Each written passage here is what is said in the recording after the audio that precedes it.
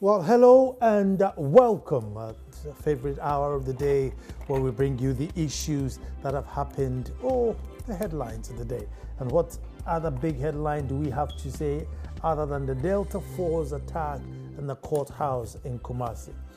Just put up on WhatsApp that quite recently said Kwame Boateng brought us the heart-wrenching story, Next to Die. Now, this gingered up Ghanaians and the media, and we pushed for solutions, a bit more than we would have done, which was very good. Now, while we were dealing with dying mothers and dying babies at Okonfanochi Teaching Hospital, the media suddenly woke up to the menace of Galamsey. And again, we joined arms, for God and country and pushed hard for solutions to make sure that the environment was protected for the future. A good cause by all accounts.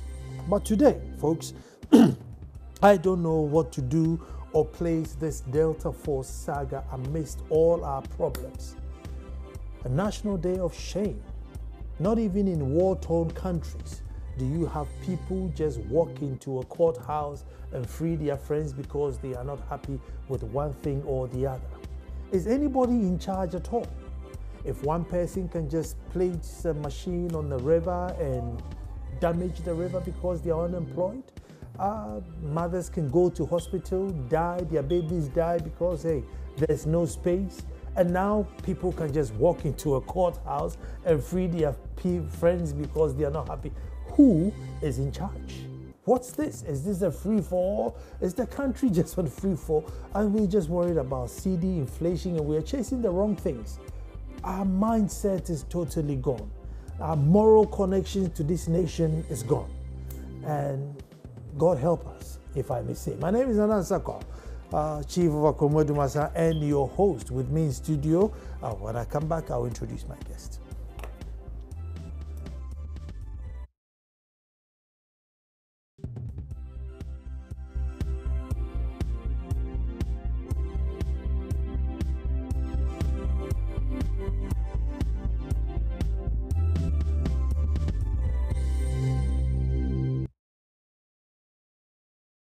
Delta Force attack, shameful, and even more shameful. With me in studio is Dr. Franklin Baini, who is a security analyst, and even him, I don't know if he has got any answers for us. Doc, welcome. Thank you very much, my brother. Yes, good to see you, and Happy New Year. It's my pleasure. Yeah, it's not so happy, but New Year. Generally, that's right. New Year. Doc, let me start from this angle, giving you some ideas. Road safety, I think, have pegged road deaths nearly 400. And we are just about getting into the fourth month of the year. Environmental menace. I mean, anybody and anyone at all, so far as you don't mind getting dirty, can plug yourself in any river, any forest, destroy it because you're unemployed. You go to our hospitals and the doctors will say, listen, there's only one court and therefore I'll put 5 babies in there, babies will die. And now we've gotten to the stage where, you can even go to a courthouse and tell the judge, look, get out. Get out, I'm going to take my friends away. Before that, the issue was that they were not even happy with the security couple. So they actually barged into the security couple's office to say, look, you get out of here. I mean, is anybody in charge? I mean, what's this? Thank you very much, Nana. It's really baffling one's mind in an economy and in a governance state like Ghana, where we have come from a certain point, and we are heading towards somewhere more especially than we claimed. We have assumed the age of 60 years old. The question is, are we to or expected to see what we see now at the age of 60? It's very, very disheartening and very much heartbreaking. We're supposed not to experience what we're going through now, but it's a situation and circumstances, certain factors that is condoned and connived to really match us into this point that we've come to now. Now, talking of, it looks like what we are seeing now, as they claim to call them vigilante. But the question is, the vigilante that we know of in terms of its explanation or its definition is not what we're seeing today. Because when you talk of vigilante, everybody knows that they are volunteering kind of group. One way or the other, they are to be together, to be as well, very made up of the community. This is the elders of the community, due to crime that is popping up there, come together, of course, ensuring to inform the police of their intentions, and then the police will then, give them even that orientation as to be able to have a limit at which they have to operate. What is the essence of it? To be able to also to know the limit they operate, and then to be providing information to the state police, which is constitutionally mandated to implement the laws. Now, this is where we are, whereby the vigilante of its real definition is being what? Is being thwarted. It's been abused, I will put it that way. Hold on there. Let's take some sound bites of what happened today so we can get each perspective. Right. Most people have spoken on this issue, so let's get some of the sound bites.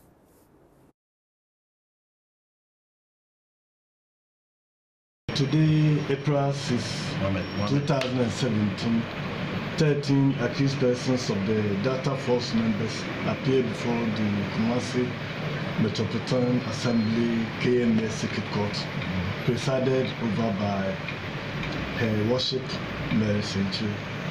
They were remanded into prison custody to reappear before the court on April 20, 2017. Their lawyers pleaded for bail, but was declined by the sitting circuit court judge. Their supporters, on hearing this, moved into the court premises, and in the process, all the 13 accused persons escaped through the back door used only by the judge. Bench warrant has therefore been issued for their arrest. Meanwhile, 8 persons suspected to have aided their escape from the court premises have also been arrested and are presently in police custody. I speak to you today on a regrettable incident which I absolutely condemn, and which incident occurred in Kumasi. I have stated repeatedly that if you commit an offense, we shall arrest you, investigate the matter, and send the matter to court. Those 3 steps have been complied with in the Kumasi matter. When we send you to court, you are then within the remit of the court. Now the court remanded them. They leaving the court without going to serve the remand. Again, it falls within our remit, and we have declared here and now that we shall pursue them and arrest them and bring them back to court. They are advised in their interest to go back by themselves or be subjected to the arrest that we are sure. That when you run foul of the law, you shall be subjected to the law. Look, don't detract us by irrelevant things. Whatever party you belong, whatever position you hold, our position is the rule of law reigns supreme in this country. Yes, we respect your rights in the context of that. And so I think that we arrested them and sent them to court to have their day in court. Whatever it is, I'm happy that so far none of you has been able to contradict me that there is a situation where we haven't gone through those steps. MPP or NDC, CPP or PNC, Ghanaian or foreigner. You break the law in Ghana, you're subject to the law, you shall be arrested, you shall go to investigations, you shall go to due process.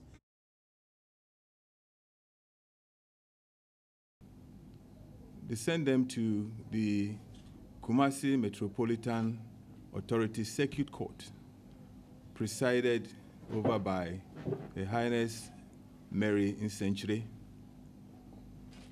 the judge remanded the accused persons to prison custody to reappear on the 20th of April. After the announcement, the news went out to some supporters of the accused persons who besieged the court. In the process, the 13 accused persons escaped through the back door being used by the presiding judge. 8 of the people who enabled the accused persons to escape have been arrested, and they are in the prison custody, police custody. Bench warrant has also been issued for the arrest of the 13 accused persons who have escaped. This is the facts of the case. We had police officers at the court, and we had about 20 officers also on the standby. But if you remember, we had asked, we gave the accused persons bail. I mean, when they were suspects, we gave them bail. Police bail.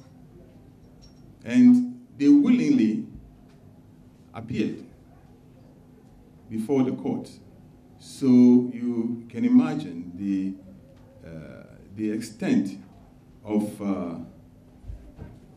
the danger or the likelihood of they escaping was not as high as we would believe. So yes, there were police officers there, but they were overwhelmed by the numbers that came to the court, besieged the court to enable these accused persons to escape.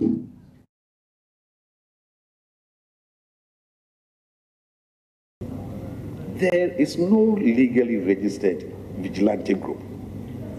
So I don't know of any person who belongs to any such group. But of course, it is not possible that the national security agencies will absorb into the agencies anybody who has a criminal background. Security checks are undertaken, criminal checks are undertaken to make sure that everybody who is employed into the national security system has passed the necessary security and criminal checks. And again, I want to emphasize, we must try not to politicize the security agencies, and we commit ourselves to doing just that. Mr. Speaker, once an incident has been investigated by the police and the law enforcement agencies, and they have determined or established that crime has been committed, the necessary sanctions are applied. In this case, after the investigations, if it is established by the police that some criminal actions did take place, those who were responsible for those actions will certainly be sanctioned in accordance with the laws of the country, and they will not be spared only because they belong to a particular political party. Well, thank you very much for staying. At least gives you a gist of what's happened today in different perspectives. The last one was Minister of Interior, Minister of Defense, and that's quite an embarrassment. Going to Parliament today to say you don't know any group that's been registered. National Security Minister Kendapa going to the Parliament to say that you don't know anybody who's been registered, and that whoever misbehaves will be arrested. And just as he leaves there, a group that's very much attached to his political party, you know, disgrace this nation. I mean, it's a national. We're all embarrassed. I mean, if somebody in the foreign media is reading this story, they're not going to say it's the MPP. They're going to say it's a Ghanaian court, and then we are all roped into this ultimate disgrace. Let me say welcome to Sam George, Honorable Member of Parliament for Ningo Pram Pram. Sam, you're welcome. Thank you very much. Doc, let me come back to you. Embarrassment for the minister. I mean, you see, sometimes we use semantics, you know, and when the cameras were over, I was complaining about big English, big English. Oh, no group is registered, no group. Of course, no groups are going to be registered, but it is a known fact, you know, and you know, you think that at that high up, you don't go back and say, well, nobody's registered. Well, why do you register them? You know, I mean, should we get off this semantics and get to work and reprimand people?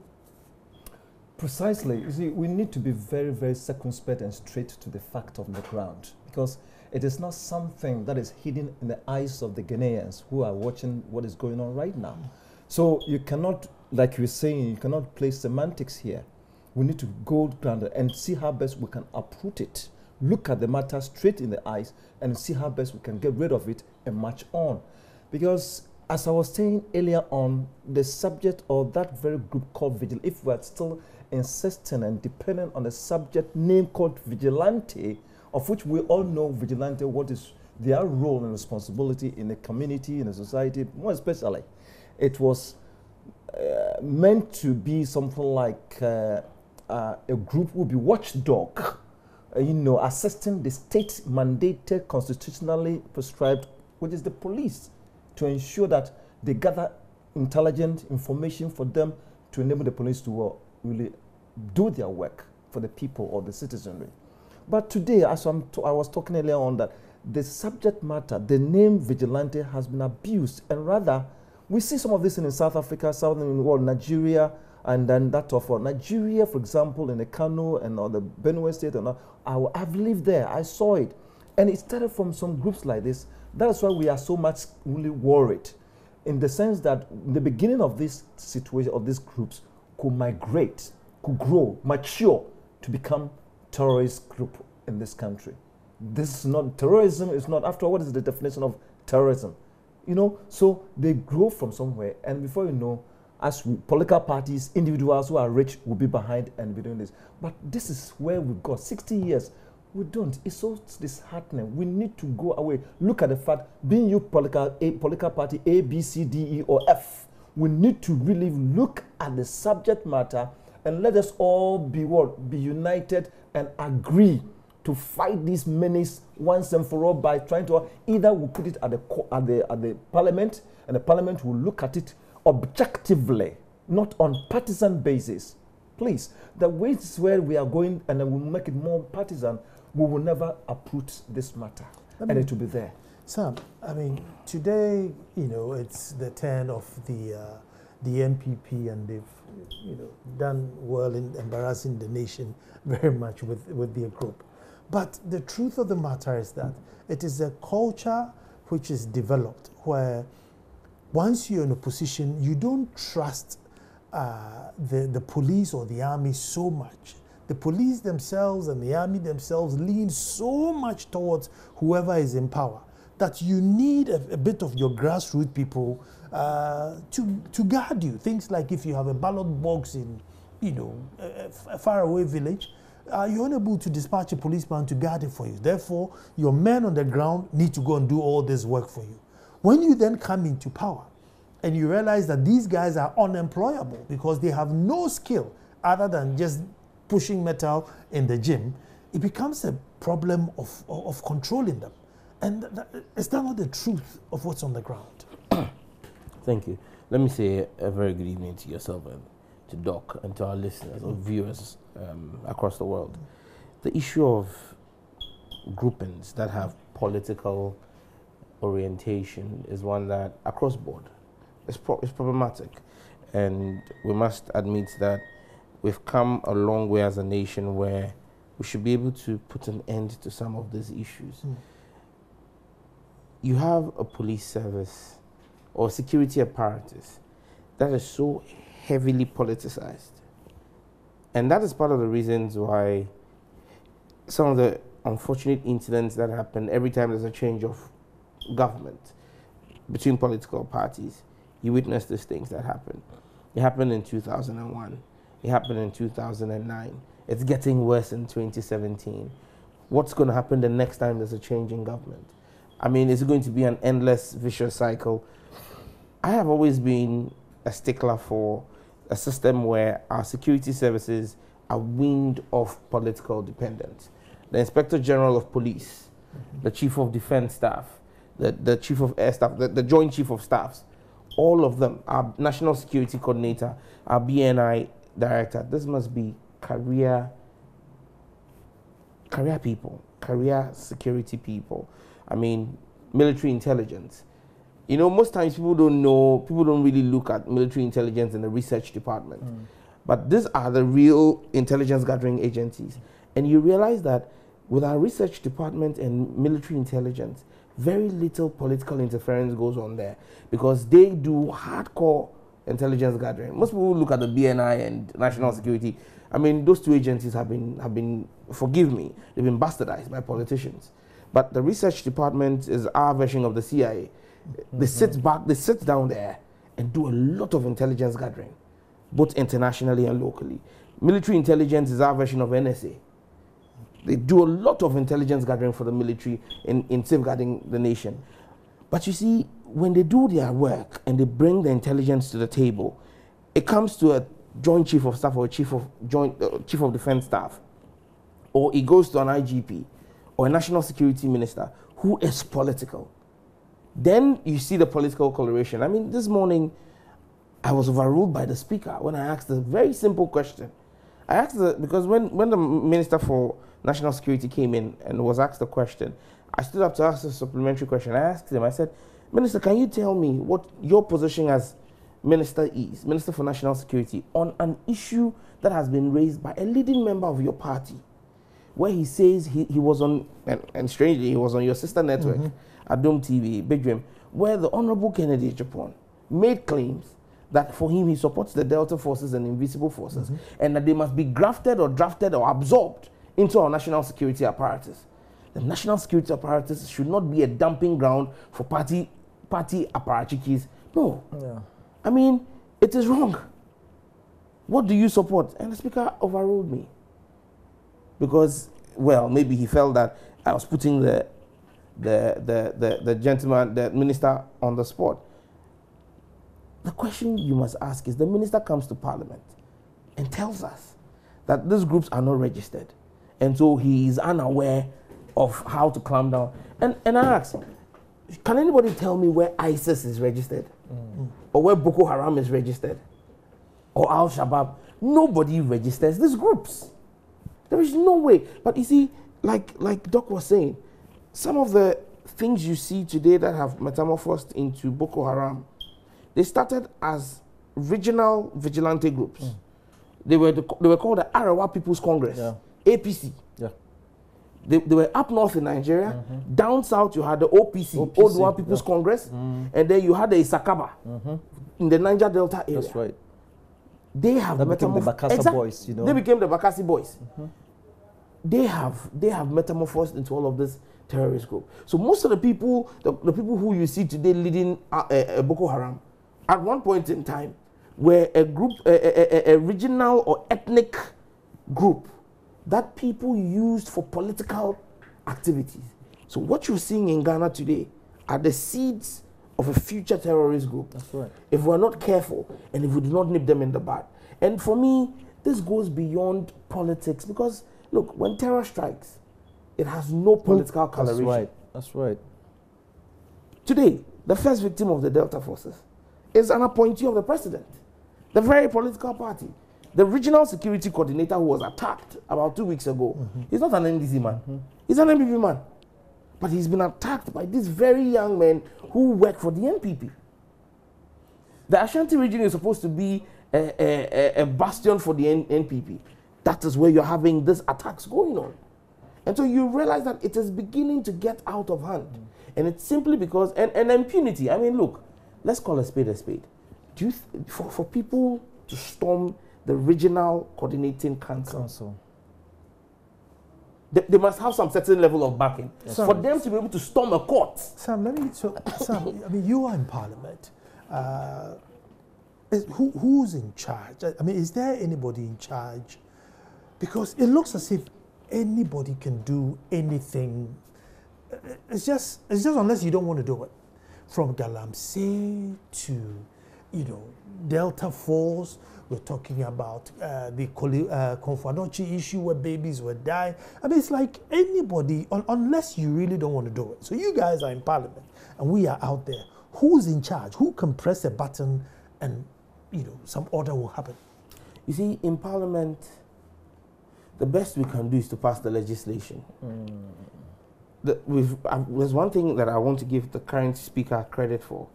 The current speaker is beginning to show a certain power that the Speaker of Parliament has that we may not have seen necessarily in previous parliaments. When issues come before him, and it has to do with a sector minister, he refers it not to the committee that has oversight responsibility alone, but he refers it also to the sector minister and demands a response to Parliament within a time frame. So you realize that the legislature is beginning to express its oversight responsibilities more in this Parliament on the executive. But even with that, that is limited. The Speaker cannot, on his own volition, issue directives to the Minister for Interior or the Minister for National Security. Look, the control of these forces ends within the ambit of the executive. That's right. That's right. This solely rests on the executive. We can call it, we can give it different colorations, we can call it different names. People might think that, we are being political. Look, the bottom line is this. You have a commander-in-chief of the armed forces. Yeah. You have a minister for national security. You have a national security coordinator. You have a minister for interior. You have a BNI director. You have a minister for defense. And then a national security advisor. 7 people in the security chain. Masa, even a nation at war doesn't have that many security appointees. We have it. I criticize the number of security appointments, but maybe the president may have had a premonition of something. And if he's appointed all of these people to work, they must either work or be kicked out. Let me go to Doc and then I'll come back to you. Doc, we can have 25 security apparatus in the chain. You and I know that if any crime occurs and it has a strong political color, that's it, the police will back off. Exactly. That's right. So it doesn't matter how many people you put in the chain, unless the crime is a neutral crime, they won't act. And that's the history we have. So I don't know, going forward, what difference can be made? Before I really look at that subject of your question that you are putting across, I would like to go back a little bit to, interject or to maybe say, to add something to what Honorable Member of the Parliament was talking about, that indeed he heard one of the Honorable Members of the Parliament who is advocating for the essence or the importance of these very vigilante groups being roped into the security agencies. Could be the police, could be the armed forces, could be the immigrations or whatever. One of them, any of them. Now, I just want to sign a warning and sort of, if I will plead with them, they should revisit it very carefully. When we listen to that of the Minister of National Security, Mr. Kandapa, right now, and he said, if even at all somebody is to be among the vigilante group to be roped into the secretariat, you have to look at it. I heard him to rope in, not just you walk in. And if it's qualified, of course, if you're Ghanaian and you are qualified, they examine you. Why not? After the background check, why not? But I can assure you, this vigilante group, most we found in our side of the world, most of them are not, excuse me to say, are not all that educated. All right? Some of them are half-baked educated, and so that's one thing. And most of them, because there's no job, they have found themselves in what? In one criminal act or the other. And then they are just following this. And so should they use every means to rope them in, one, they will be there, and then there will be a time when the duty-bound, dedicated and passionate and compassionate kind of workers who have been roped in accordingly by applying the principles or the criteria for them to be roped into the armed forces or whatever, they will retire. When they retire, these ones who were roped in as what will now take over. Then I ask you and me, look at the people who are going to now manage our security. So that means we shall be, or we will be sitting on a time bomb for tomorrow, like he was saying. So it's all pending for tomorrow. For now, we are not seeing, but this is the time we need to crush this matter as soon as possible. Like you're saying again, we are not talking of we are not of parties here. We need to be objective. We need to look at Ghana and abandon this kind of subject of the party issues we are talking about. Coming down to the issue of what you were asking us to say, now whenever there is a situation like this, and then it's been clothed with political colours, it's very difficult for the law enforcement agency to really act. And even though they have been mandated, they have been empowered by the Constitution, they find it difficult. You hear ridiculous statements like, I have instructed the IGP to act. Really? But I find it difficult to accept this scenario, because you, the policeman, you've been recruited, you've been trained, and I remember, and it's always when they are graduating, they take oath. You take oath, like in American sciences, every profession you take oath. That day and night, I will see to it that I will protect the integrity, like the military. I will protect the integrity and of course their logo, it's integrity and discipline. So who therefore come to interfere with your integrity that you uphold up to? Okay, so that area I am pleading with the police to revisit and reconsider and look at. But would they ever work without like Sam said, that if the IGP is a political position, can we ever achieve? This is where again we need to also revisit that area. That I would suggest and will advocate that henceforth from now on, if they wouldn't mind, I mean, I'm advocating that some positions like what you're talking about, the IGP, the chief of all the kind of thing shouldn't be political. When you get to that level and you are due, no matter whatever, you must be your qualification, your experience have really matured you there. You must be given the and you manage so that you be neutral and then play your role there. As long as it's clothed with the political colours, I bet you, Nana, there will be no way. He's a human being. He will dance to that. And that is where we have the problem. And not he, but the citizenry will feel the pinch of this, what we are going. Now look at what's happening now. So will Parliament summon Kennedy Japan to Parliament to find out why he's, urging this vigilante group to carry on, and that, he was so emotional that even if anybody dared try them, or he was going to hit the road. I mean, is Parliament going to call him? Or because it's again clothed in politics, let's keep quiet about it? No, truthfully, I don't see it happening. I don't see Parliament calling the Honorable Kennedy Japan to answer any questions. It won't happen. You see, that's the partisanship in our system. I mean, and if it was the other way around, if it was my party in power, the same thing won't happen. We won't call the person. I mean, we've become so partisan that it beclouds our very sense of judgment. I mean, I won't take myself out of it and say I am not partisan on certain issues. But then I try my best to draw a certain line at certain points. Because, like I said, this is something that our future is at stake. I mean, if we keep playing politics with this, whether it is the Delta Forces or whichever group in the NDC anybody may wish to call, if that group becomes a terror group, you do not know. Maybe I may not be in Ashanti region or up north or wherever these groups operate, but I could have a family member who is there. I could have a constituent who is there. I mean, and so there are certain places where we must just draw the line and say, okay, look, here, enough is enough. Enough of the politics. Let's come together as a people and let's do what is right. Nana, I asked the question.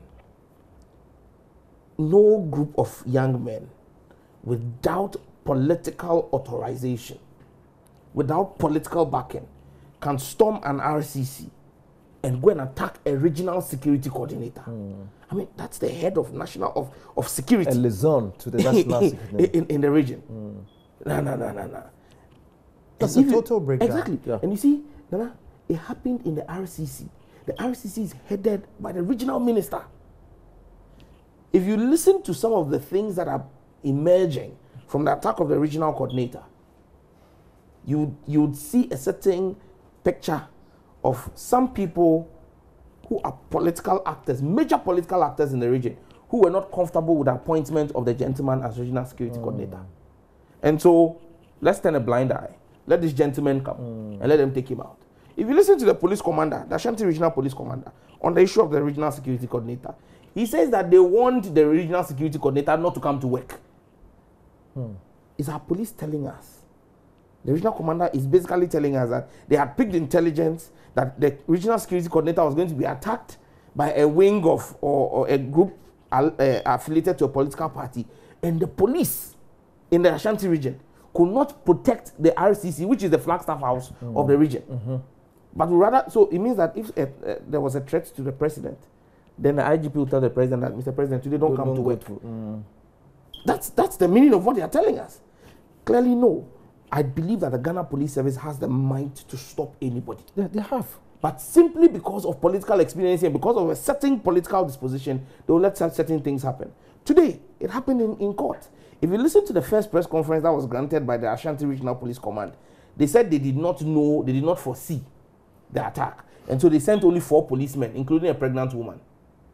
A pregnant policeman? Yes, a pregnant policewoman. Wow. Was one of the 4 officers who was in court. But when you listen to the IGP, he says that they sent 20 men. Yeah. There's a certain contradiction there. Now. They sent 20 men. Do you send 20 men unarmed? Why would you send 20 men to protect 13 men? It means that you anticipate a certain action. Would you send those 20 men unarmed? Or are you telling me that there were 20 armed policemen with AK-47s? And these men, the macho men, Delta forces overrun them, then we are in a case of situation of lawlessness. Then we should as well be declaring a state of emergency in the Ashanti region. I think that, or I hold the view that, look, this boils down to political expediency and political will. These young men are holding certain big political weights, forgive me, by their cojones, by their balls. They did things for them during the election. And they are telling them, Massa, you can't call us to order at this time. And if you watch, I was saying this morning, earlier this evening on the news when I was called, when the president came to Parliament and spoke about the vigilante groups and said he was going to clamp down on them in the State of the Nation address, the following week, the Invisible Forces went on rampage. It was a sort of defiance of what the president said. This weekend, the president was in the Ashanti region and told Asante Hene Otumfuo that he was going to clamp down on the Delta forces. Then they storm a court. Well, they strike even in Koforidua. Yes, in Koforidua. Then it's as if every time our president speaks, then these gentlemen may are being engineered by some political forces that may want to send a certain picture to defy the president, call his bluff, do what you want to do.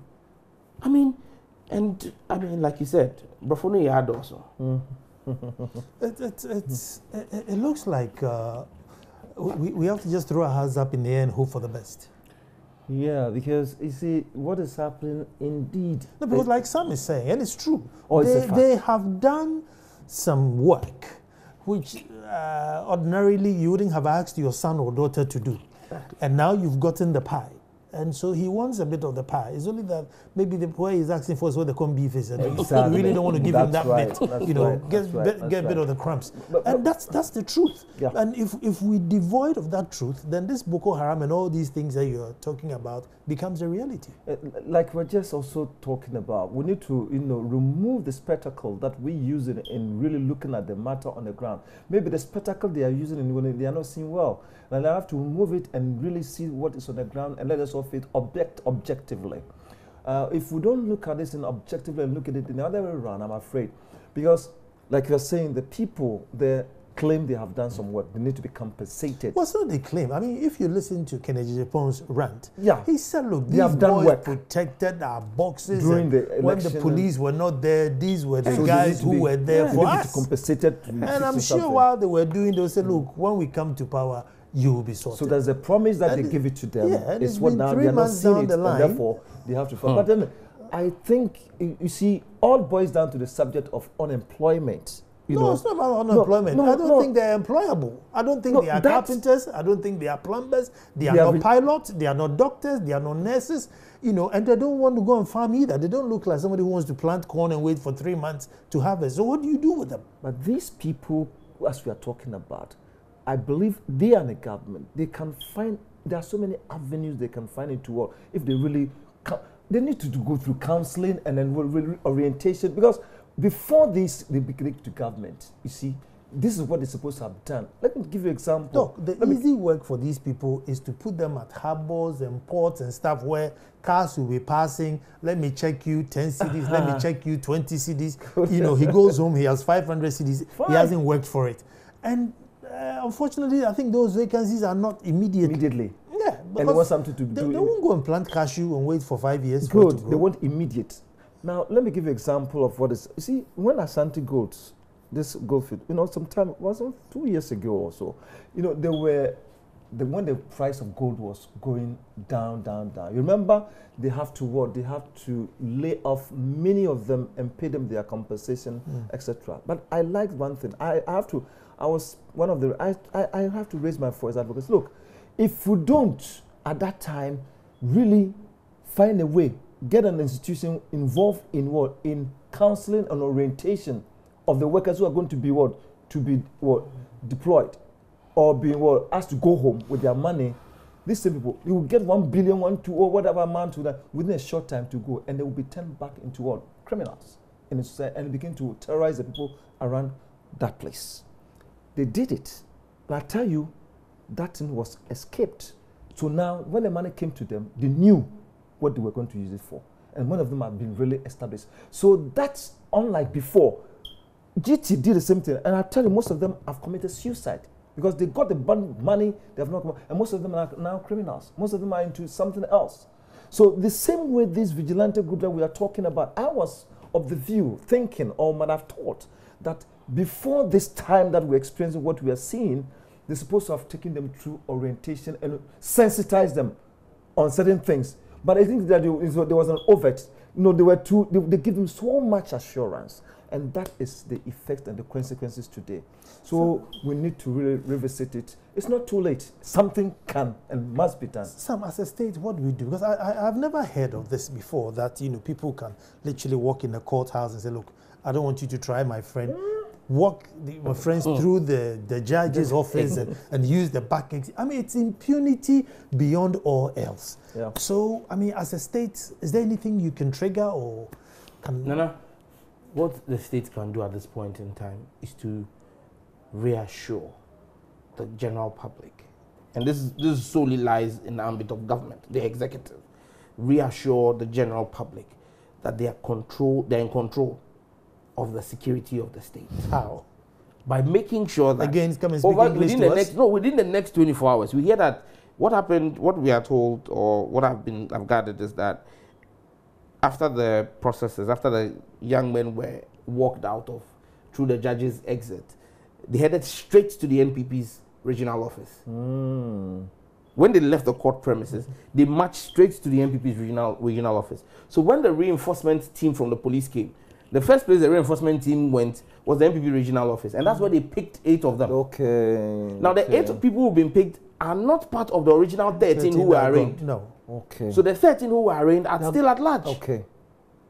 Now, those who stormed the court are clearly in breach of Article 1272 of the Constitution. That's the independence of the judiciary. Of the judiciary, yeah. The independence of the judiciary. I'm surprised. I don't know if they've spoken.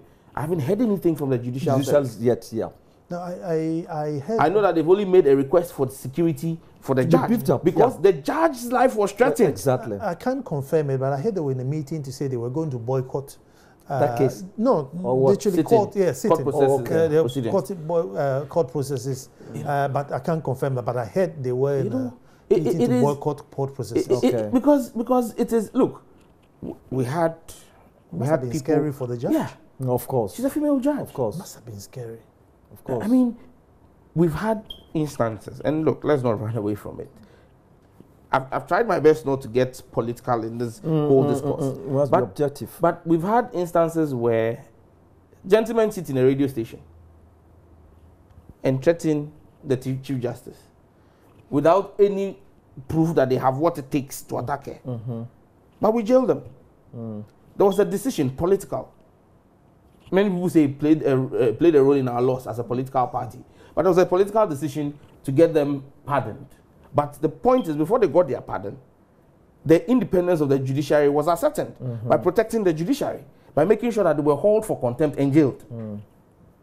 Now, this is not threatening a judge on a radio station. This is going into her courtroom and threatening to beat her up. We want to see what the judicial service must go beyond just saying that, oh, we are going to boycott. I mean, if they do that, they're also being unfair on a certain leg. It's true they're thinking of their security, but they're being unfair to people who may have been on remand for 4 years, and the guy's case is supposed to be heard tomorrow. By no fault of his. You're going to throw him back in court, in jail, for another period before his case is brought again. I think that going forward, what we must do is name and shame the people who are involved in this case. That is the only way we can go about it. Civil society must not be quiet. You get me? And if we, you see, there's this popular saying by Manuel Niemula or whatever, that when they came for the Jews, I was quiet. When they came for this group, I was quiet. Until the day they came for him. We must all begin to speak out. First, it started with NDC appointees. That was the first target. It started with going to their houses to take their cars. Then it started to go into their offices. Tamale Teaching Hospital. Go and lock up the CEO's office and walk him out. Go to Koforidua, sack this person. Now it has come, it's moved from NDC appointees to appointees of the MPP. It's moved, the regional security coordinator point in case. It's moved from there now to the judiciary. Tomorrow, a pastor will preach a sermon that they will feel is not in the interest of their party, and they will storm the church. So when people are being quiet and not speaking out about these issues now, the ramifications are far-reaching. Look, I think that the president must show leadership. He must give his appointees specific timelines. In 24 hours. Ashanti, how big is the Ashanti region? Look, the Ghana Police Service is one of the most efficient police forces in Africa. When they want to work, that's right. The Ghana Police Service will find cocaine that is in an uncompleted building buried in wall. They can find what they want to find. And these men who are Delta forces are not unknown to security. These are people that are known to security. They know where they live. They know where they hang out. They know the gyms where they sit. All the police is waiting for is clearance from above that says that go after them and do your job. And we will not, no big man is going to call a police officer, or no police officer will lead an operation and tomorrow he's going to be picked from the Ashanti region and thrown in some God-forgotten station elsewhere. That's where the fear is. That is where the fear is. And so until and unless the president shows leadership in this matter, I hear he summoned a meeting today. In the Flagstaff this evening. If he did so, fine. But we must see the effect of that meeting. It must go beyond the press cutting of saying there was a meeting, an emergency security meeting was called. It must go beyond that to real action on the ground.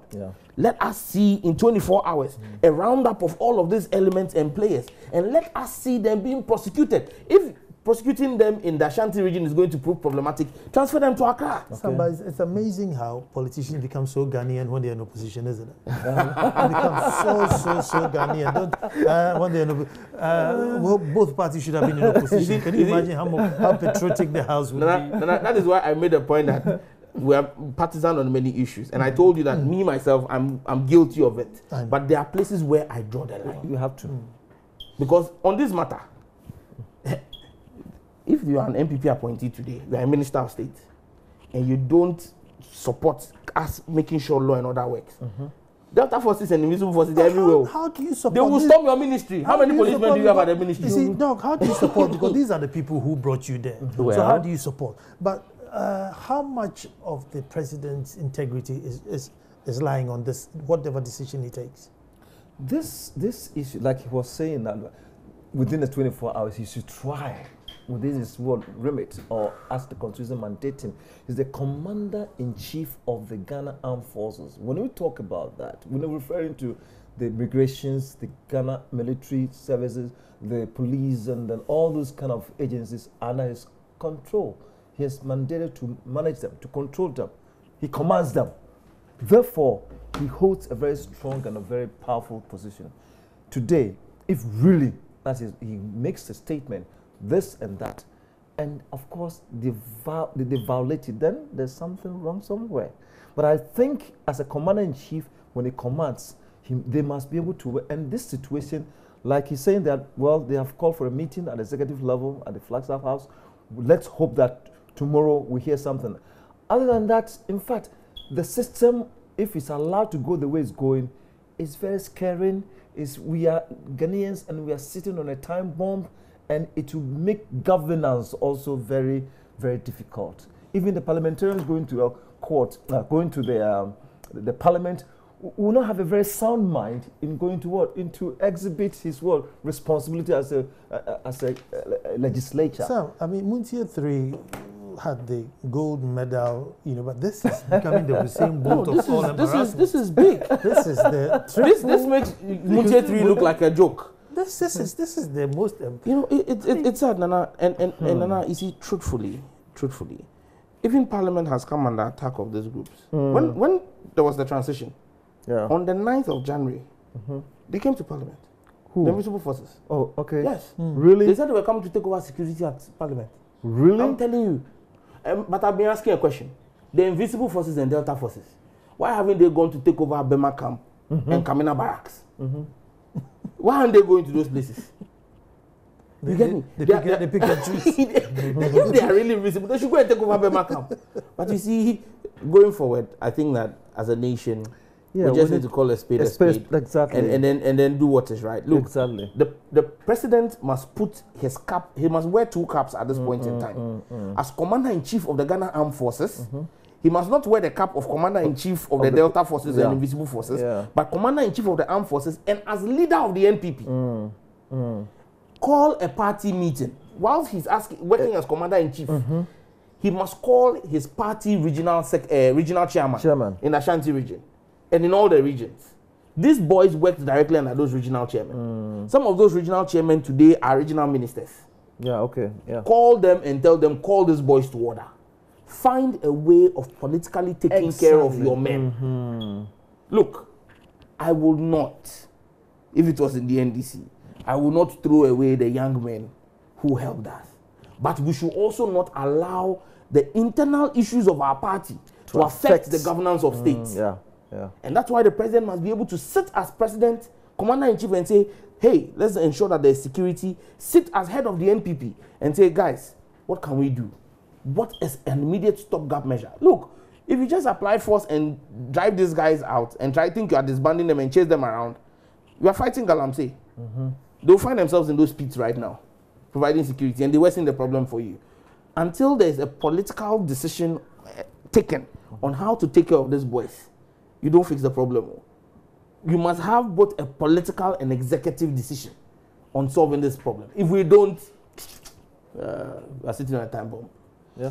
Sitting on a time bomb. Yes, that's right. All too soon, that's what time will allow us. But I hope to God that by tomorrow, they would have spoken to their boys behind the scenes and then given the police the directions and the backing so that peace will prevail and integrity will prevail. But this should be the last of it. It shouldn't happen again. But as we are nearing Easter, I always take this opportunity to invite you to the little republic of Akwamu Edumasa. And this Easter, on the 14th and the 15th, the commander-in-chief of Akwamu Edumasa. There's a bit more order. You can't just storm into my courthouse. There are no invisible forces there. No invisible forces. I'll see you. But the Presby is celebrating its 100 years centenary celebration. As on the 14th, which is on the Saturday, they have a massive kiddie fest, if I may say. So all the children in the area are coming to have their festival, and then on the Saturday we have a grand derby, and then on the Sunday the moderator is visiting us as the Easter Sunday. So be there. Let me see you. I'm inviting you. You have to come to the little republic of Edumasa. Thank you for watching. Tomorrow we'll be back to do this all over again.